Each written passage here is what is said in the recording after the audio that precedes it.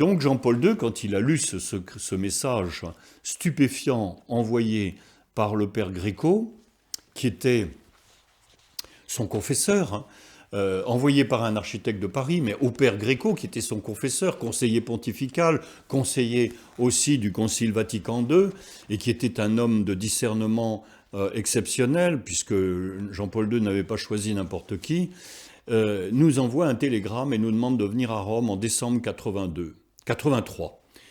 Pendant 3 jours, il nous interroge. Comme je faisais des conférences, eh bien, il me pose des questions.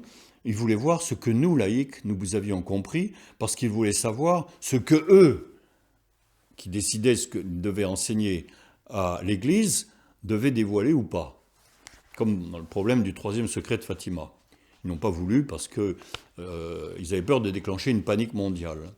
Quand Jean XXIII l'a lu, il s'est évanoui. Donc, il nous pose des questions, et au bout de 3 jours, il nous fait écrire une lettre d'une demi-page, pas plus. Le pape n'aura pas le temps, juste une demi-page, pour demander une enquête canonique à Dosulé.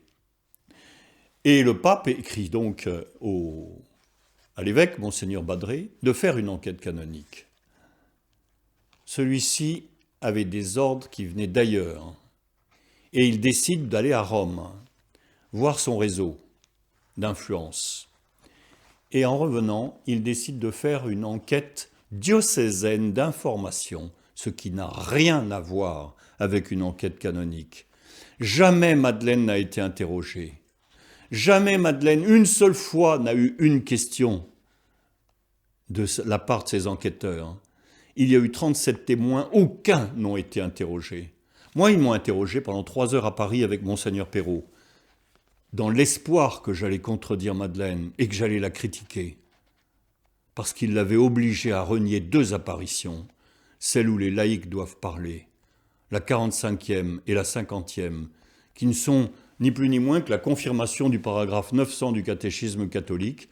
À tous les chrétiens incombe la très belle tâche de faire connaître le message divin du salut à toute l'humanité. Et bien là, le Christ dit « Dieu a fait connaître son salut par Madeleine ». Elle est la Marie-Madeleine des temps modernes. Et les apôtres, c'est-à-dire les évêques, qui n'ont rien voulu examiner à fond, qui se sont arrangés, qui ont tout manipulé pour éteindre les paroles du Christ. C'est pour ça qu'il était très triste en voyant. Il regardait au lointain, parce qu'il voyait le temps où on pourrait parler. Jean-Paul II, donc, lui, qu'est-ce qu'il fait quand il apprend ça? Il écrit à tous les évêques du monde entier, en leur demandant de célébrer, de consacrer avec lui la Russie, le monde, au cœur immaculé de Marie. Il voulait mettre la Russie. C'est ce que la Vierge demandait à Fatima. Mais le cardinal Casaroli l'en a empêché. Il était responsable de la diplomatie vaticane. Il ne voulait pas froisser les soviétiques. Il était plus intelligent que la Sainte Vierge, probablement. Donc, Jean-Paul II fait cette consécration le 25 mars 1984, donc 3 mois après que nous l'ayons rencontré son confesseur. Le 25 mars, c'est intéressant parce que le pape François a fait la consécration de la Russie le 25 mars 2022, 3 jours après l'invasion de l'Ukraine par la Russie. Il l'a fait.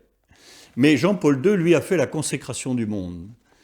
Et qu'est-ce qui s'est passé? Lui qui doutait de Fatima avant l'assassinat de Ali Aqsa, le Turc qui a voulu le tuer, qu'est-ce qui s'est passé 6 semaines plus tard, jour pour jour, le 13 mai, jour de Notre-Dame de Fatima? La plus grosse base soviétique explose pendant 1 semaine de suite, d'un bâtiment à l'autre. Tout explose. 100 navires sont coulés dans le port. C'est une catastrophe monumentale pour l'Union soviétique.